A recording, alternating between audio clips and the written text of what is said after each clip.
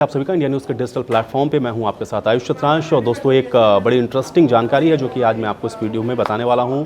सेना को दरअसल दोस्तों आपने देखा है कि लगातार 2014 के बाद से स्पेशली मैं आपको ये बता रहा हूं कि अगर आप डाटा उठा करके देखेंगे तो हर स्तर पर मजबूत करने की कोशिश की जा रही है।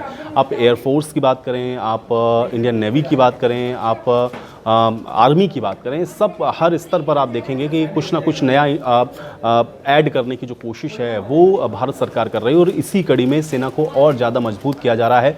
60 ऐसे हेलीकॉप्टर हैं जो अभी सेना को मिलने वाले हैं और इससे जो स्ट्रेंथ है वो भारतीय जो सेना है उसकी कितनी बढ़ेगी आज मैं आपको इस वीडियो में बताता हूँ।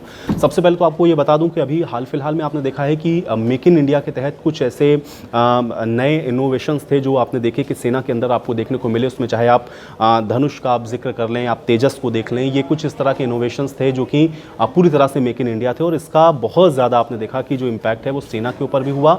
और कुछ चीज़ें ऐसी हैं जो कि अब आप देख रहे हैं, क्योंकि अभी तक आपने ये पढ़ा था या अभी तक आप ये जानते होंगे कि ज़्यादातर भारत अपने जितने भी इक्विपमेंट्स हैं खासतौर से डिफेंस से रिलेटेड उन सबको बाहर से इंपोर्ट करता रहा है। लेकिन अब सिचुएशन ऐसी हुई है कि 2014 के बाद से जब आप 23 तक पहुंचे हैं तब आप बहुत सारे ऐसे आप ये कह सकते हैं कि डिफेंस के जो इक्विपमेंट्स हैं उसको आप अब एक्सपोर्ट करने लगे हैं। ये एक अच्छा अचीवमेंट है।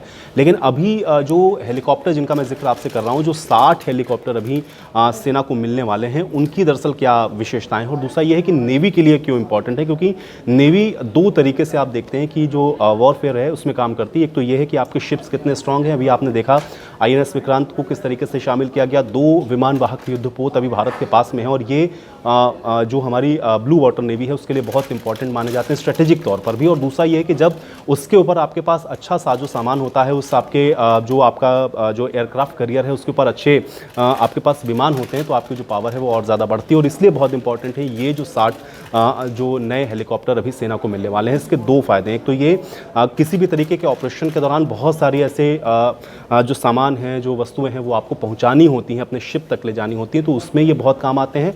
रेस्क्यू के लिए भी कभी कभी आप देखते हैं कि इनकी ज़रूरत पड़ती है, तो ये बहुत इंपॉर्टेंट होते हैं स्ट्रेटेजिक तौर पर भी, क्योंकि जब बहुत सारी चीज़ों को आप एक साथ डील कर रहे होते हैं या 2 मोर्चे पर या 3 फ्रंट पर जब आप एक साथ वॉर में इन्वॉल्व होते हैं तो ये उसकी कैपेबिलिटी को और ज़्यादा बढ़ाता है। इसलिए ये जो 60 नए हेलीकॉप्टर सेना को मिल रहे हैं ये बहुत आप कह सकते हैं कि सेना के लिए इम्पॉर्टेंट हैं। और ये ध्रुव हेलीकॉप्टर हैं जिनका एडवांस नॉन सैनिक वर्जन हैं जिनको अभी फ़िलहाल सेना में शामिल किया जा रहा है।